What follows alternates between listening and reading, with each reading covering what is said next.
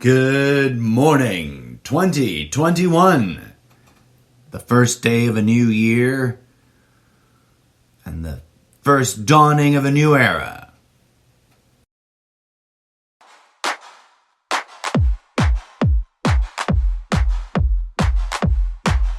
Take it away, DJ Zed. Let's kick off this new year right.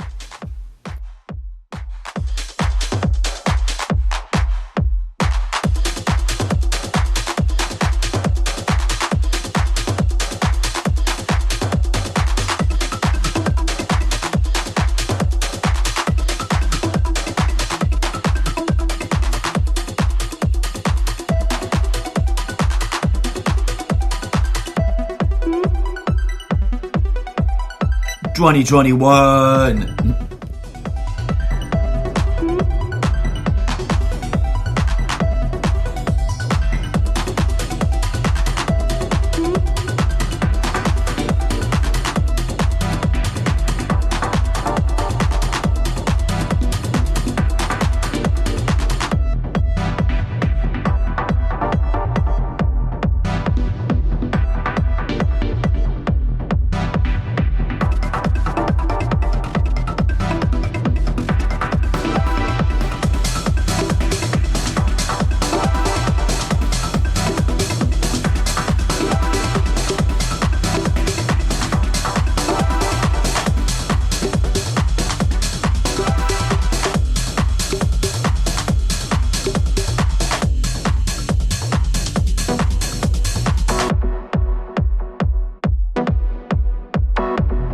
Hello and namaste. Good morning to you, friends and audience, my interweb family of curious cohorts. It is Friday, January 1st, 6:11 a.m. Pacific Standard Time. A whole lot of you who live in the slightly ahead in the future part of the curvature of planet Dirt have already partied, celebrated, gone to bed, woken up, and have been living in the first day of 2021 a bit longer than the rest of us. But that's always true. We just sort of ignore it and pretend that everything happens all in the general sort of whenever it happened time frame of our local, context, right? Don't we? Isn't that what we do? I don't know. Greetings. Salutations, hello and namaste. Spiritual rituals of letting go and cutting cords and all that. And, opening up, creating space, saving space, welcoming a shift and change. For it is not only normal and right and correct for us to reevaluate at this moment of pivoting, this forever transitional moment that is the turning of the calendar clock 1 year. I mean, so is every day, right? Like every day that you wake up is an opportunity to sit in mindfulness and reorganize your relationship with reality. If you've been wondering, yes, I like alliteration. Don't you? It is a jubilant and exciting day, friends. I woke up this morning in my own world, living in Pacific Standard Time. Waking up at 4 o'clock in the morning is kind of a thing. It's kind of a big deal. I hate it when I have to do it and my body / material mind don't want to. But I love it when I don't force it and it's sort of just like, wouldn't it be fun if I could just magically be awake just in time for... Because there are two 420s any given day. 4:20 in the afternoon, 4:20 in the morning. And if I were to create my own crazy, living off the grid, spiritual cannabis ritual daily schedule, I would indeed probably challenge folks to sort of orient themselves around those two things. Although that kind of schedule is really disruptive. Like, I've noticed that I really need a nap around 2 o'clock, just in time to wake up at 4 o'clock to maybe take another nap after smoking a bowl, because sometimes I'm exhausted. Because I'll get up I have woken up at like 3 o'clock in the morning some of these days when I'm experimenting with this, like without an alarm clock. Just like pop my eyes open, whoo. And so you're kind of tired by noon, you know? It's a long day, if you think about it, even if you're not doing very much. And I am not doing very much besides sharing my most genuine, authentic podcast opinion thoughts at you vis-a-vis this show. Always, my dear friends, kind of explicit, totally unrated, completely unscripted, raw, and I thought of a cool alliteration the other day, and I don't think I ever wrote it down. It was something with 3 R's. Real, raw, and radically unscripted. That's it. That might be my new tagline. Real, raw, and radically unscripted. It's the incorrigible Mr. Zeppo's Good Morning 2021. Because I'm not going to say Good Morning Trumptopia anymore, I don't think. Speaking of which, something that has slipped my mind and I've been meaning to do for a little bit of time now. Put a pin in everything else, and pause with me for just 1 second, friends. You know how there's like exceptional Instagram accounts that for whatever reason just tickle the fancy in a awesome, unique, worth highlighting, worth telling your friends about kind of way? Mine may or may not be that. Mine's a horrible mess. Apparently, according to random 0-post, 2-follower hater accounts that are running around trolling commentary threads throughout Instagram, one glance at my Instagram account and I'm obviously some elite member of the evil cabal. Like, what? I don't know how you even get to that, because I'm not.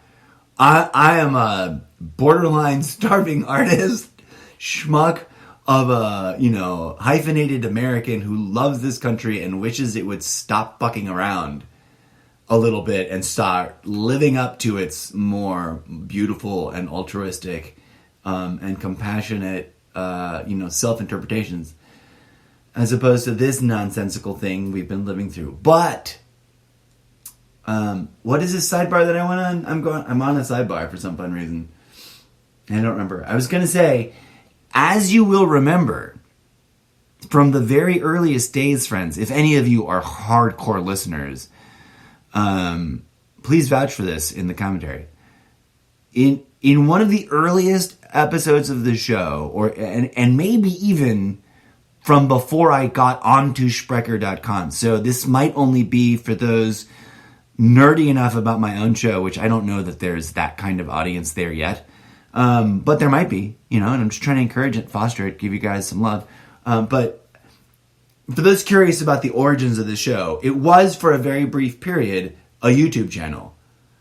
I happened to have 2 different Gmail accounts. One was my older school personal Gmail account that was like the anchor at the center of my computer world for a very long time. Especially back in the days when I wasn't so Mac heavy, but that's neither here nor there. I now am into Mac. I mean, I wasn't never not into Mac. I had always been very Mac capable because of professional settings, but I digress. I keep getting into a sideways sidebar and then forgetting what the fuck I was talking about because I started talking about something else. Well, I'll just leave those dangling for some future cleanup in post. If I ever turn any of these things into the multiplex edition, I'll have something fun to talk about right here. Having lost my thread multiple times and needing to return back to one. Right. In the earliest days of the show, before I moved, repositioned, and started creating it and distributing it through Sprecher as an audio-only podcast account. The show was briefly a YouTube account, and what's significant there is that I'm fairly certain there, in one of those episodes, and also in one of the earliest of the audio-only, podcast versions of the show, episodes of that, I very explicitly say that my personal opinion, and I'm repeating it now because we've come full circle. We've come to the end of an era. And, as the holidays are a thing of gratitude, stitching my threads back together. It's all making sense, folks. One of the things I'm really grateful for, and this will sound kind of random at first, but it'll all make sense in the big picture sense of things. I'm very grateful that I made it all the way through 2020 and that it wasn't the much predicted actual apocalypse year. For my dear friends, as you may or may not remember, I am indeed the survivor, as you probably are too, of many prophesied, sworn up and down, this time for reals, you guys, you better repent, it's fucking over, end of the world, like biblical apocalypses that were supposed to be, where I was supposed to be for sure, from the spewing hate from their mouths Christians that were accosting me about this either publicly or privately or on the social media, going to be left behind and not one of the chosen ones that gets assumed up into heaven and gets to join Jesus and everybody else, depending on which version of Christianity you're into. And as that keeps being promised, threatened, prophesied, goalpost moved, and the can kicked down the road, kind of, oh no, for sure this time it's 2020, in June, in July, in August, in December. Here we are, January 1st, 6:21 a.m., and to the best of my understanding, unless that one really creepy fuck off day that I was really high and I watched too much of The Good Place and I kind of tripped out and wondered if this was the afterlife, if that moment is true. We're still all here. We're all still alive. The clock's still ticking. Reality is still a churning. And we are living through, to abuse the fuck out of a term for one more hot second and then drop it, living through unprecedented times. As sad as it is, that's kind of no joke. Because if you put down all the arguments, all the rationales for hating each other, all the paradigms about why they're wrong and you're right and everyone else is stupid, we can get to a few organic, observation-based, measurable, confirmable conclusions about it all, in my humble opinion. And, these are the kinds of things I've shared with you all along. And as I was saying about Trump from the very beginning, in my earliest of episodes, he is an experiment being conducted, in which he is complicit and, if not totally fully consciously aware of what it means and what he's doing, at least somewhat unconsciously aware that he's tacitly part of, pardon me, I always keep failing to not bash some object against the desk while talking to you in the podcast, which is probably horrible. And now I have a little tiny annoying sound to go digging for on the arduous days that I decide to actually try and edit my millions of hours of content down into more interesting, more easily consumable episodes. But I digress.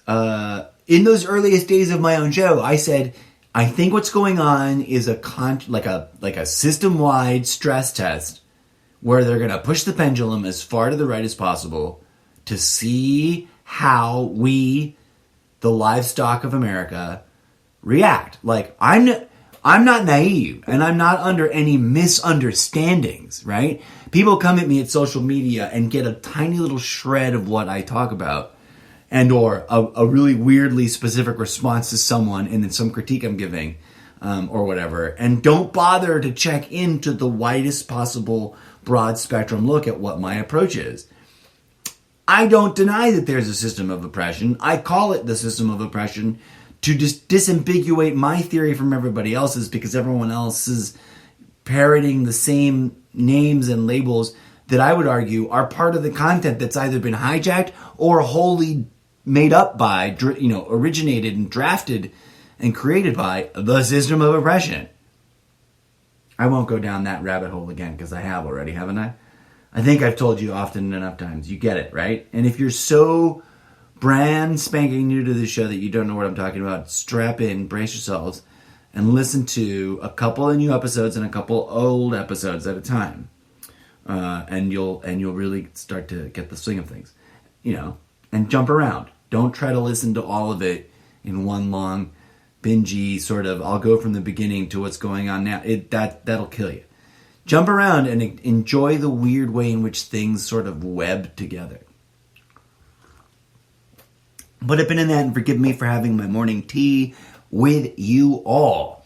It is I, the incorrigible Mr. Zeppo, and in keeping with some very sage advice that I was given, which was keep it tighter, keep the pace moving, and if you want it to sound like a radio talk show, keep it more radio talk show-like. I am now going to cleanse the palate, as I like to say, and play for... Oh, the opening bit music, by the way, was from my animatronic DJ Z character's forthcoming fictional album, End Times. It was entitled Drill Down the Rabbit Hole, Brah. And it is a Tech House Volume 3 remix live track made for you on the currently totally non-operable Remix Live app available. Actually, I haven't checked on my LG. It's available both in Android and, of course, what's their default? iOS platforms. It had been my favorite app throughout all of 2020. Whenever I wanted to, I'm breaking the cosplay wall. Whenever DJ Z wanted to like twiddle a little bit of pretendo EDM type muzak together, because we're not musicians, neither one of us, but he likes to turn knobs and push buttons and play with loopy things and make loopy things and then loop them together. He's a loopy kind of android. He's an animatronic. There's a name for that. An animatronic automaton. That's it. Thank you, DJ said. He told me with his stoic, cold blank stare. Right. So the opening track, hope you enjoyed it. Here is The Deeper the Better, End Times, DJ Z, a deep dubstep 101 remix live track for your listening pleasure.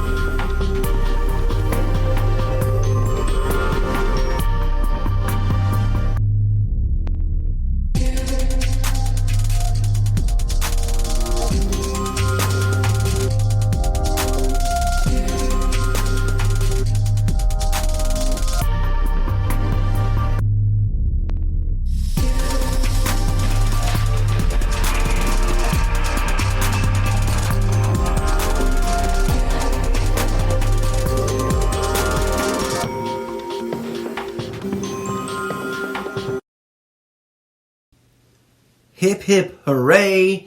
3 cheers. Huzzah. Amen. Thank you. 2020 is over. Goodbye. Good riddance. Let us, though, as we cut those cords, as we close those doors or portals, as we purge and sage the shit out of our living spaces. Actually, I forgot to buy sage. Also, technically, according to the really extreme, I guess you could technically call them the conservatives amongst the spiritualist community, in that spectrum of thinking, there are those that are like, don't sage unless you belong to the indigenous tribal communities that have ritualistically used sage throughout history. And if you're not, back the fuck off, leave it alone. You're not supposed to be buying it at the store or online. And I'm like, I can respect that point of view. And also, we've already gotten to this place where like sage is at the crystal store and also in bundles, at Target and Walmart in little, thing packages. What are we going to do about that? I don't know. I digress. Where was I going? Just gratitude that year is over. And in the same breath, what did we learn? What can we appreciate? What lessons did we have near misses on? What objectives or obstacles did we overcome? Did we fail to overcome, etc., etc.? Don't forget, even in these forthcoming days of R&R, I think, despite how much this year has been disruptive to our patterns, there are some things that must be kind of deeply ingrained. And I know one thing is for sure. New Year's Day. What's that U2 song? They were playing it on the radio, like Morning Joe style, on MSNBC earlier, and it was the lyric, and I forget how it goes, but I had it in my head a hot second ago, like 20 minutes ago, before I started getting ready to do my own show. Something about New Year's Day. Anyways, it's quiet, right? Like people stay in their pajamas. We might be a little bit cabin feverish though, because some of us have, through no fault of our own, been kind of stuck at home and might as well have been wearing our pajamas every day. Now, some of us, I applaud anybody and everybody that dressed up for New Year's Eve, if you could, and if you had fun doing that. I also, to get a little dark and a little somber and a little real for half a minute, applaud anybody and everybody, whether they're able to listen to this show or not. My love and my emotional support and my energy support and my admiration and respect goes out to anybody like just surviving and getting through and coping and dealing with the madness that has been our reality for this past calendar year. The weirdest, the most stressful, the most damaging, the most toxic, the most fucked up, the most we're like ants in a jar getting rattled up to see who kills who, kind of crazy year. And there are people suffering at every strata of our stratified society for various reasons. But there are also really explicitly those who are suffering the most on the edges, on the fringes, at the bottom rungs, at the bottom barrel of society, in the worst of conditions, and in every country, right? Like this isn't it's just them shithole countries that got a homeless problem. No, that's stupid. It's a human problem that spans the globe. Everywhere you look, and many people may not have ever processed this, but everywhere you look, no matter what you don't see, you are very likely surrounded by some population of homeless, transigent, dehomed, whatever you want to call them, labels fly, but folks who have nowhere else to live but wherever they can scrape together their few remaining personal belongings and or their pet, dogs usually, although sometimes cats and other things, and a tent or a shopping cart and some blankets, There's the cliche from the superhero films and from the news and from TV and from our societal, our public discourse of it. And then, and then there's the level of it that it should hit home. These are the people that Jesus spoke to, hung out with, preached to. He did not cater to the ultra wealthy. He didn't even fundraise from them, right? To the best of my understanding. He was the living incarnation of the spiritual Son of Christ, the triumvirate, the Gestalt that runs the world, our primary brother, the Christos, in human flesh. So probably didn't need to, I don't think. And if his message truly is anchored in the forgotten most lines of his discussion, of his public discourse, of his sharing and his teachings, some of the most relevant ones are like, all that which I can do, you can do also. It's humanity's birthright to welcome from the depths within, from the void of consciousness, the Christos, to evolve and be evoked and be made manifest throughout humanity, right? And not in a like, yay, Christianity, the church wins, because it's not about that. I digress. Deep, weird, spiritual things to throw at people at still relatively early in the dawning new day.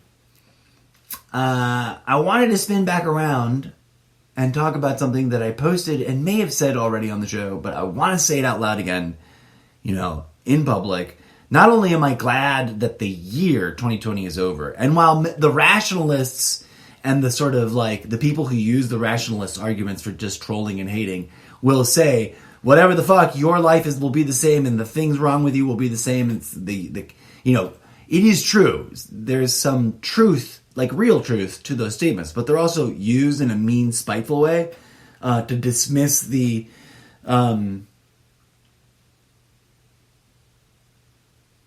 aspirational and also sort of maybe mystical, magical thinking of cleansing the slate, refreshing our minds, changing our focus, resetting ourselves, refeng shuiing our calendar, if we can call our, a portion of our attention that. Our calendar mind. The rationalists may have a seductive sounding rationalization for why we should dismiss such alternative modalities or tools or ways of thinking. But anyone who's investigated and personally explored the mystic, anything on that side of the coin, understands that like those things, however hokey pokey they can sometimes sound, have validity and meaningfulness and truth to them. And let it not be forgotten, not the least of which is that Jesus was one of them, for fuck's sake.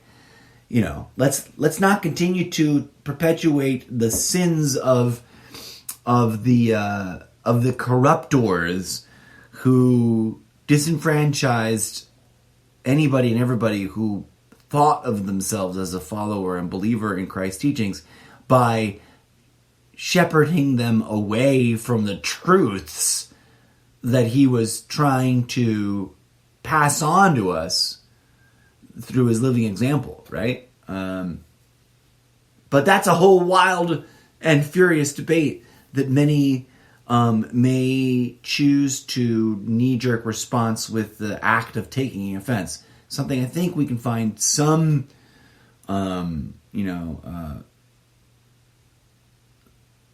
things to discuss vis-a-vis the, Christ's word or words. But here we are. Where am I going? This show is about the intersection, the nexus, the vectoring, the places at which, because it's more than one, in my opinion, the vectors, plural, at which the mundane, the real life, current events, the things we will eventually call history, those quote, and I use a little bit of sarcasm, but also a little bit of legitimate, let's establish what we agree to these things are, and call them a label, the quote facts of the living history, the actual known events. And my perspective is limited, and I acknowledge it. And my reach is, of course, bound by those limitations, which will someday, should I and whoever else joins me in collaborating on this show, and whoever else joins us in the community that is the audience and the fan base for this show, welcoming in more people. Amen to that. We're living through a moment, dear friends and listeners, is where I'm getting here, where we can keep going with the status quo, which includes getting sort of dragged through the chaos of the clusterfuck of near failure that is the pendulum swing stress test of the political puppetry of such figures like Donald Trump. For as much as I am grateful that 2020 is over, and that, to come full circle and close some loops, that Trumptopia 1.0 is 19.5 days away from officially, ceremoniously being brought to a close and transitioned over to the great blue tyranny of Biden-Harris. And I say that with love, not disrespect. And if you're not sure why I say that, strap in and listen to a few of my episodes, jump around, and try to piece together for yourselves the complex, nuanced, and sort of not exactly like anybody else's political theory that I've got running in tandem with my metaphysical, spiritual, cosmological theory. In the remaining days, as the lame duck session truly transitions us all from the heat and fervor and zealotry of Trumptopia at its most heady days, we must accept that it seems pretty clear that the machinery, whoever's in the captain's cockpit over there, deep in the bowels of the Democratic, state machina, the machinery is, and the gear works are all grinding away at asserting and being kind of fairly accurate about it to the best of anybody's ability to seemingly verify, besides the random, interesting, real examples of some fraudulent behavior by folks.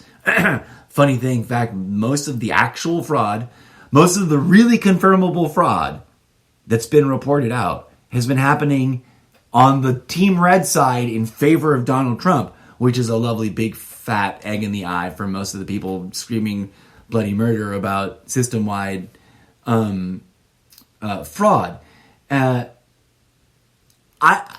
Listen, I said in the early days, not too long after he rode down the escalator, that he is complicit with the system, that he's a willing puppet whose strings are getting jerked a little bit, but who's got a lot of leeway, a lot of leash to play act whatever fucking historical I'm the president role he wants to play act.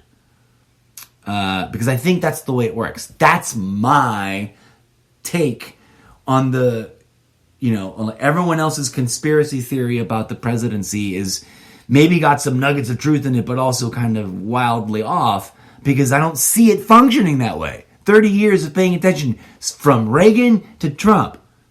I have critically, impartially, nonpartisanly, unbiasedly, with respect and love and admiration for this country that we live in, observed with a critical eye the role and function and apparent publicly observable, behaviors and actions taken and words said of those. I'm into presidential politics the way people are into the Super Bowl. And I've observed and I've commented. I used to be a hobby. I can't say that I've had a radio show on the air. I wish I had. I wish I had been the Doogie Howser of political commentary radio shows and had started my podcast on cassette tapes, distributed, vis-a-vis fan mail and the earliest scraps of the internet, because I had the thought. I shit you not. I'm one of those weirdos that almost invented podcasts and then didn't. I'm sure other people had something similar, right? And here's the reason why I believe that happens really quick. For those of you who have not caught this about the show and about me and about my worldview, my cosmology, I'm convinced through my own investigation of others, information and opinion and analysis of literature on the subject, and my own direct phenomenological experience, that the human species, that indeed, probably through extrapolation and logic, all species that are alive here on this thing we call planet Dirt, they have their own built-in, organic, easily ignored and neglected and sort of casually, obliviously, treated as if it weren't there, spiritual energy, consciousness, thought, inspiration, imagination, network thing. Do I know all the details intimately about how it works? No. Do I think fervently with an adamant sort of confidence of this isn't crazy, we really should be using this as a species? And I think some of the ancient teachings from the ancient enlightened ones sort of clearly point to this. Once you open up your mind and start thinking about it in their messages in relationship to one another, that divinity lives through us, right? Like they all, Christ said, the kingdom of God is in us, in you. And others said things quite similar. And so we find ourselves, as I have been so annoyingly pointing out to everybody for the last 4 years, and, in other ways, for other periods of time previous to the podcast, we find ourselves in a dream that God is dreaming. All of us are puppets to the deities, there are indeed things in the universe that can be called the gods. Is it just like what they said about the Olympians and, Mount Olympus and all that? Probably not. We probably got it all wrong and then started corrupting it and started using it to mislead each other and abuse each other for the power of faith, belief, and fundraising, right? Because that's what we do to ourselves for some weird, creepy reason as a species. I'm being very generous with my inclusive language. But, when you collapse all timelines, we really truly are one species. That's another thing, folks. Here's the fun, twisty mindfuck about the way your universe works. If you can conceive of 3 alternate outcomes of something, big decision, public actions, 3 possible outcomes, then the universe unfolds a fractal probability waveform function of reality manifesting the holographic experiencing of those outcomes for you and anybody else quantumly entangled in those decisions and or actions and the necessary events manifested by those outcomes. I know that's crazy. What did I just say? And what does that have to do with Donald Trump? What does that have to do with our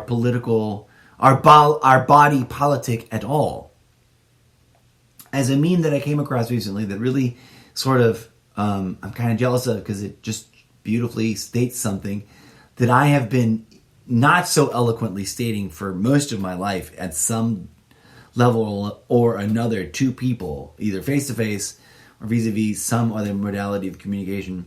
And that I'm coming full circle to say, sort of once again, after not really beating this bell too hard, ringing this bell too often. We live inside of a living holographic living entity. Whatever it is, whatever form it's taking, however many layers it may have, whether we understand it or not, it's alive. We are like bacterium stuck in the appendix, living there, going about our business, doing the things that we need to do to perpetuate our existence and the future generations of ourselves. Arguing about the dimensions of the intestinal tract, and brutally destroying it while we're in there. We're like toxic bacteria. Because we've become toxic in most time frames, in most timelines. Your personal private reality, as is mine, as is everybody's, as is anything that is alive, this is what they experience. Your personal private reality is like the cross-section of a head of the Romanesco broccoli. Ever seen one of those? It's a living fucking fractal spiral that spirals an infinite number of living fractal spirals to create its vegetable fruity flourness that you eat. And if you ever take a head of it, this is visually similar enough with cauliflower. And even if you're poetic and visually savvy, language smart enough, a head of cabbage will do. If you take the Romanesco broccoli or a head of cabbage, I like the white broccoli. That's whatever that's called.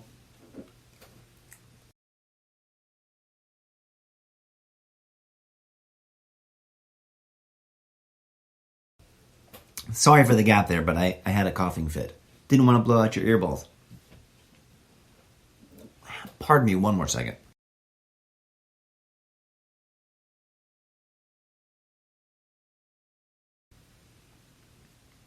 And no, I'm not dying of the COVID. Broccoli, lettuce, cabbage. Why am I talking about that? If they're all really highly fractal in their branching. If you slice them in half, right, laterally down as if how they kind of look like a brain a little bit. A head of cabbage or broccoli. You can imagine. Oh, look, it's like someone's brain. I'm chopping it in half. You evil sadistic person, you went right there, didn't you? Just butchering someone's skull open. What's wrong with us, humanity? Why do we fascinate on that kind of stuff? If you take the cabbage and you slice it in laterally, I believe, or radially, or whatever, and then look at it, you'll see that there's this central trunk emanating from what is the body of the vegetable that eventually connects what you're about to eat to the root systems, which is also valid. Like, just because it's missing in a store-bought example doesn't mean it should be ignored in the analogy of like how reality works. The roots represent like the mechanisms by which consciousness, which is a unity somewhere deep in the quote center of everything, which is close enough to work but not exactly accurate. And it bifurcates and spreads out and then condenses into this avatar, right? The head of cabbage represents you, not just you, the individual here in this one dimension that you're at, right? This version of 2021 that you're living through now, that you're listening to this podcast going, what the fuck is he talking about? But all of the yous in all of the time frames, living through all of the 2021s, in all of the contexts in which the many yous, based on the different life choices that bifurcated you into multiple quantum expressions of you experiencing yourself, living in the universe, facing the outcomes of your life choices. Some of them, maybe even sort of ridiculously, seemingly inconsequential, choices that you made led to branches. that are existent. That's a hard word to pronounce. I'm never sure exactly how it goes, but it's a word and it has a meaning. It's similar to existing. But there is, as some people who are already comfortable thinking in multi-dimensional, multi-fractal, multi-timeline, multi-time frame kind of ways, there's multiple iterations of you, multiple expressions of your same self that are variations based on all the variables that would manifest an independent branch of branches, each of them fractaling out into infinity with the branching of your various decisions that result in the decision tree of your various decision makings. Going back to the day you were born here in this material plane. In a great, huge colonnade of many, many, many time frames, we all collectively lived through quite a few variants of Trumptopia version 1.0. In a vast majority of those time frames, we are now moving forward into a 2021, into the the next year of this first decade of the new millennia, in which Trumptopia version 1.0 collapses like a flan in a cupboard, to borrow from Eddie Izzard, and goes no further and is replaced by the Biden-Harris Team Blue tyranny that so many Republicans have been fearing and shitting in their pants about for the last 20 years. In a minority of time frames, which God bless it, thank God we're not stuck in them, I think.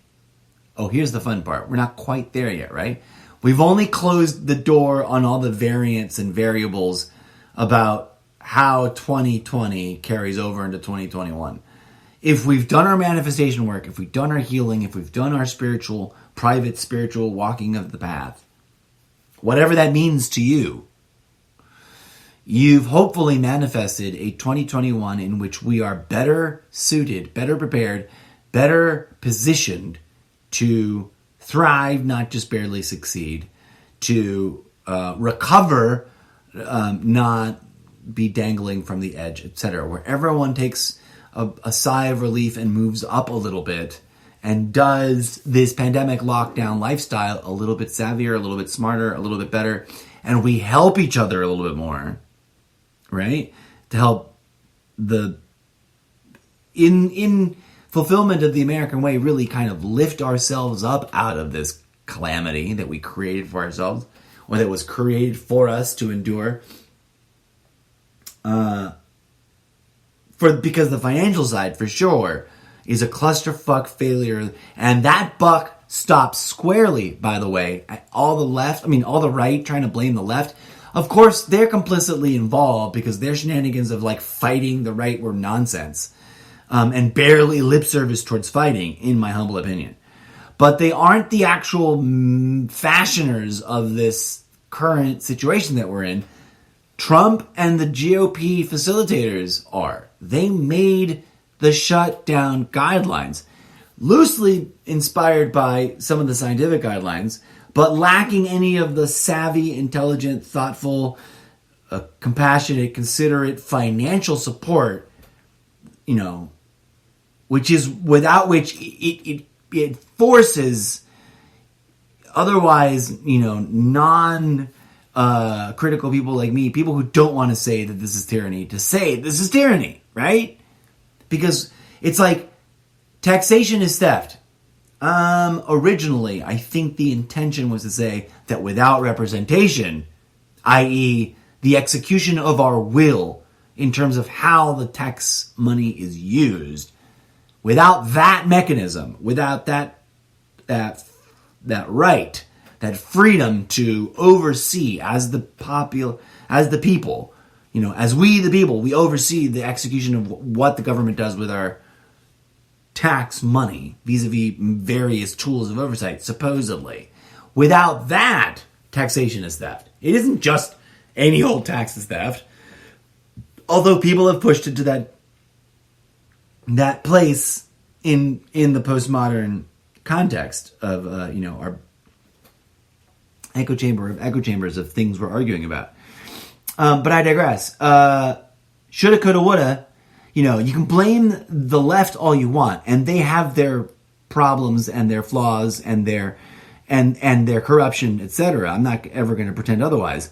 Never have. Don't accuse me of blind-faithedly following and adoring and defending the left when they have issues too. Never have. Never have, folks. And it annoys the living crap out of my friends who are otherwise, well-intentioned human beings who are a little bit caught up in being attached to the left, who appreciate that I speak so boldly against the right, but then get a little annoyed when I call out the critique against their own beloved left, right? But it's going to happen. And that's what we're pivoting towards now, folks. Because as I pause in my spirally out-of-control ramblings to cleanse the palate one wee bit more time, to keep in line with my new methodologies. And I look at the clock and I realize that I'm already letting it run out a bit longer than I meant to. Let me get to a meaningful statement of purpose there, right? Trumpopian thinking is not going to magically go away January 21st, 22nd, 23rd. Not even by Valentine's or by the Ides of March. Usually, I have noticed that all of the political foaming at the mouth and rage and outrage at each other that is created and fomented and perpetuated on one another by the duopoly, if I may remind everyone of that bitter pill that must be swallowed, hashtag 2 wings, 1 bird, cacophony of political anger at one another is orchestrated, and it whips the bases up into a frenzy. And it isn't until about March when they've got, the return of sports ball and they've had for those lucky enough, the indulgement in the romantic holiday of Valentine's Day, etc., that they kind of let it all go and shake it all loose and get back to sort of just, facing their daily grind, which is its own toxic nonsense that we need to address and talk about how to reform and how to heal, not oppress each other with opinions about what other people should do, right? That's the wrong treadmill to be on. We should be on the healing, not a treadmill, for lack of a way to explain my weak gym analogy. But right, we are going to start to turn the corner here and head on towards the end of this particular episode, folks, with a little bit of music and some closing thoughts. As I was praying and wishing for last night, let's kick off 2021 right. Let's focus on, we have a couple of hurdles to get through in terms of manifesting. Here's why I bring up all the fractal branching. We aren't just victims of the consequences of being on the roller coaster ride that is, the fractal unfolding of the cumulative impact of all of the decisions that we make top to bottom. Where it isn't just brace yourselves, here it comes kind of phenomena. What we vote for with our minds, collectively, the universe tries to make manifest, both in a localized sort of way around given communities and their shared belief systems. That's why people in religious organizations tend to find a common shared experience of their faith, being able to experience their faith in that community. Whatever that means, it becomes a tangible thing because they're unifying their minds around a shared dogma and set of ideologies and set of practices and set of traditions and rituals, which they are claiming and they are attributing their belief to. Now, some people do that and they're doing it emptily, they're doing it without actually investing the real energy of belief.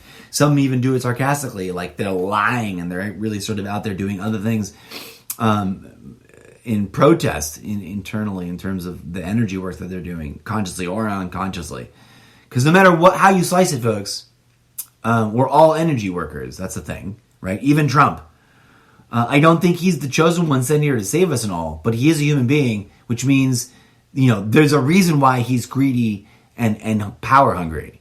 Those things are not just interesting ideas that have some sort of real world impact. Those things are magical tools of reality. If we can allow for the term magic to be something that's actually tangibly real in the world, right? Not just some sci-fi fantasy. I'm not talking about laser beams and fireballs and dragons and Pokemon and anything like that. There's fanciful fantasy, fictional magic, which should remain over there and stay over there and not be confused. We should have a different spelling, etc. Some people have tried to address the issue in that technical way by spelling the two kinds of magic differently. But I humbly posit to you, my dear audience, for your consideration, if you've never thought of it before, the sun is a kind of magic. That the sun can sustain vegetative life in a crucial way and allows for our existence. It may be mundane as fuck because we just ignore the sun. We put on sunblock and sunglasses and big brimmed hats and we stay indoors a lot and we built these boxes and these, to be outside of the sun, and we kind of just don't have a relationship with it anymore other than avoiding it. But it is a gleaming, loving, life-giving example of what I mean by organic magic. And it operates and radiates literally on levels beyond the limited visible spectrum, right? And as actual, physical, undeniable, undebunkable, measurable analogy example, the nexus of the human experience is like the sun. The sun radiates visible light as well as other frequencies that we can't see but we can measure. The human being deals with and interacts with everything that can be umbrellaed under the spectrum of visible light, because visible light is responsible for making us aware of all things material. There are also dimensions to our naturally functioning, organic, physiological being that we've been distracted from for millennia, that we don't have respect for, that we don't address, that we don't know how to tune into, but that, like the sun, are undeniably, invisibly there, intangibly part of our daily grind existence. And that's not a blind faith belief. That's a conclusion that I've come to through a lifetime's worth of seeking and questioning and thinking and whatnot. But as I was saying, folks, we're going to bring it to an end, this segment anyways, this episode this morning, and turn it around and leave it to some music and to some closing thought. But I'm trying to build bridges here, right, to all the different kinds of things that we talk about. Yes, friends, as we move forward or into the new branches, and as the universes that we are commonly and pluralistically and quantum entanglementedly are sharing and crossing over through, we can try to, the secret, I think, right? Like, imagine this. Your brain is a voting box. The mind is a way to interact and intervene interact, commune with reality itself. And maybe if we tune in and heal up towards a higher level of individual and collective functionality, it might be a way to surf the literal spiritual at the fabric, at the bleeding edge, at the time knife's edge unfolding of our reality collectively, so that we can not only heal ourselves and heal each other locally here in this time frame, but in those in our immediate neighborhood of the multiplex of other time frames, right? There's an infinite layering of multiple realities all spiraling through similar contexts of historical events. And of course, there's the divergent weirdo ones going off into tangents.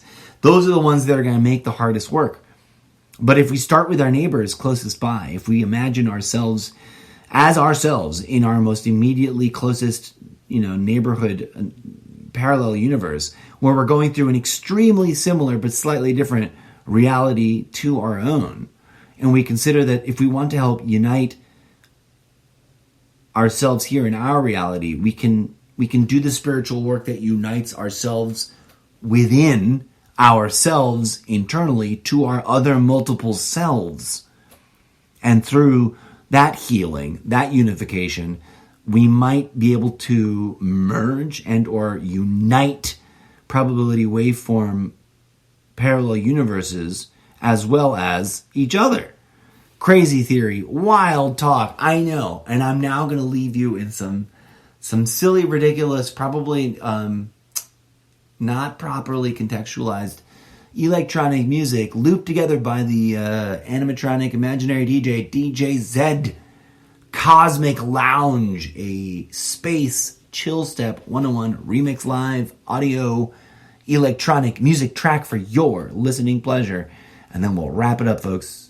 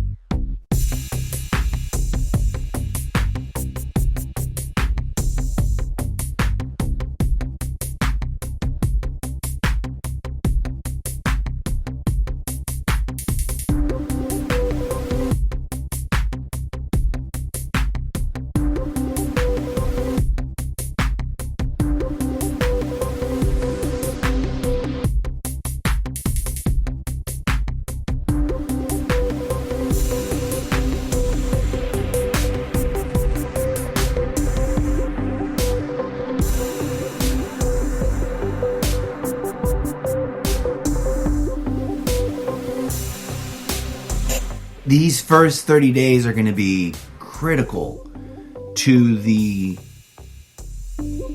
future. The way we react to each other's reactions are going to define this following decade. And I don't say that to be melodramatic or pretend to be prophetic in any way, shape, or form. I think it's just an obvious, logical conclusion, right? Right, DJ Zed? I mean, he's just like, I'm busy. Let me play my music.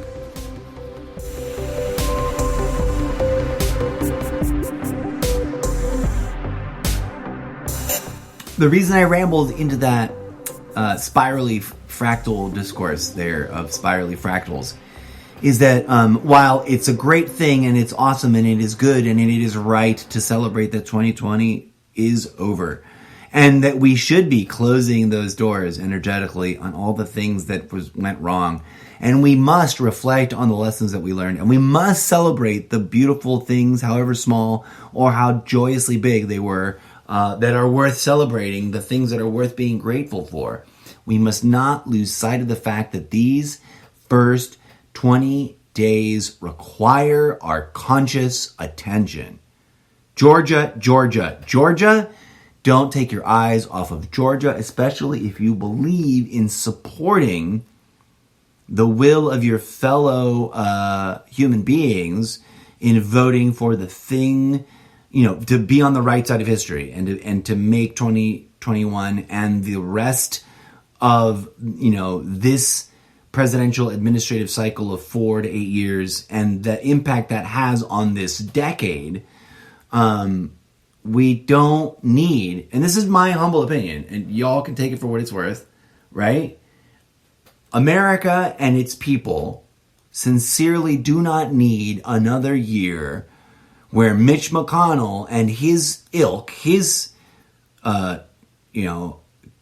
cohort of obstructionists can keep playing the divided government game. Now, either things are so corrupt. Here's the funny thing, right? The irony about the election being rigged is first like and I love the meme. I already posted it. It's on my Instagram.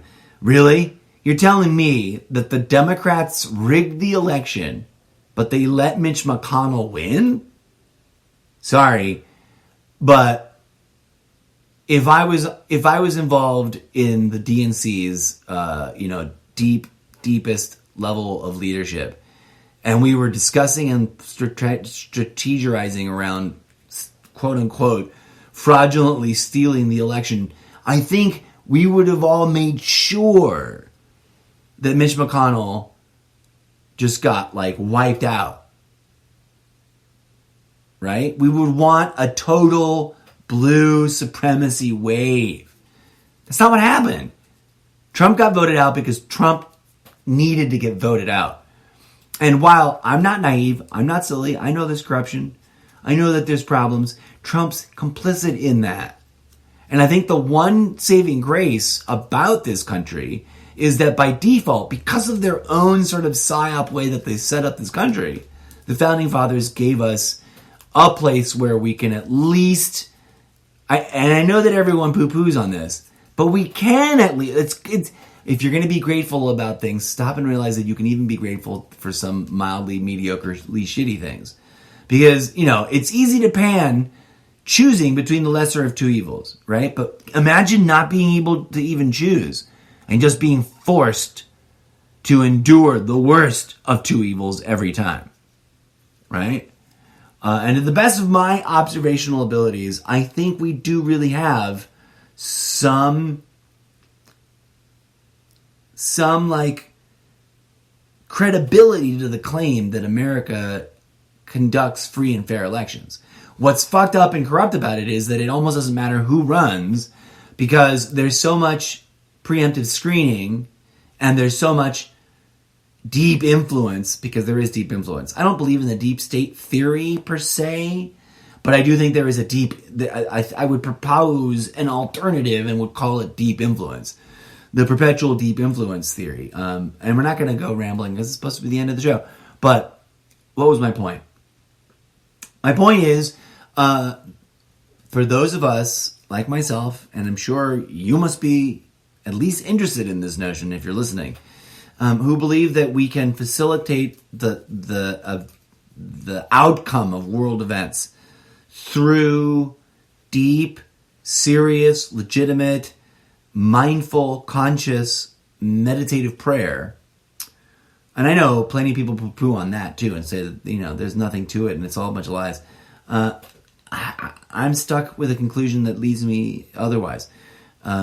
We got to focus on is it the 6th or the 5th? Just everything from January from now through this first week and into the 20th. Because there's at least 4 major events where variables can come into play that might throw a little bit of monkey wrench into it.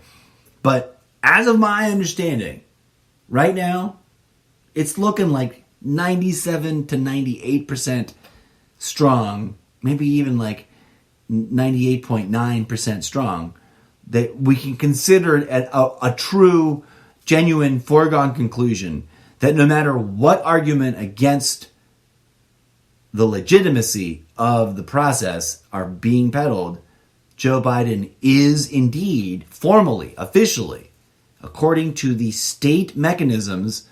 I don't mean the deep state, I just mean the actual mechanisms of this country we call America, the president-elect, et cetera, et cetera, et cetera, and that 21st will come around and Trumptopia will have a really, really hard,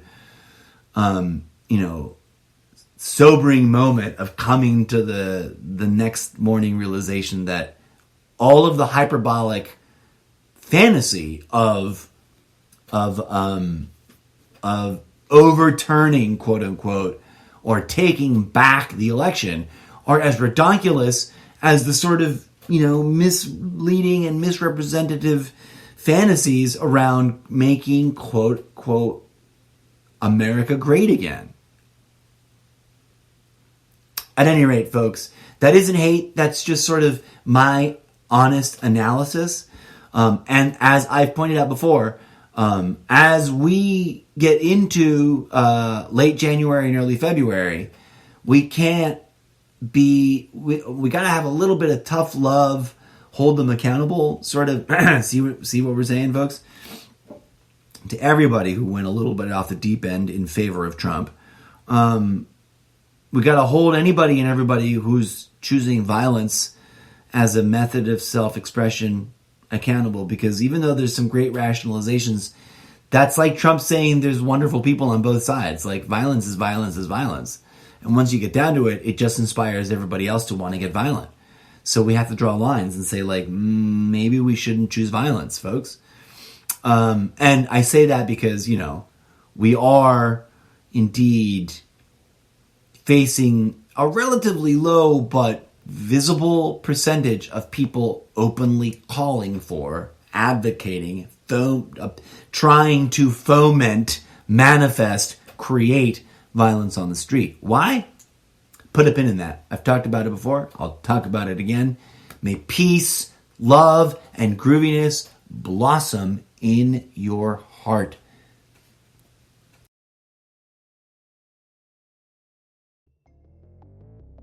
And that is the latest madness from behind the orange wall. Thank you for listening to GMT, a special segment of the Almost Daily ZenCast.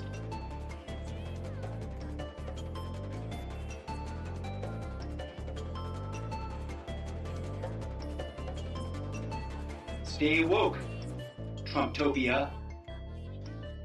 Stay woke. In case you didn't catch it before, I that is a little bit of sarcasm there. I have a whole diatribe about woke culture and where I appreciate it and where I think maybe it's got a little bit of self-awakening to continue doing. Because as Terrence McKenna said, ain't nobody so woke they can't keep waking. Terrence McKenna didn't say that. He said something similar in his own phrasing, and that was me not remembering how the quote went. But I like it. I think I'm going to meme that.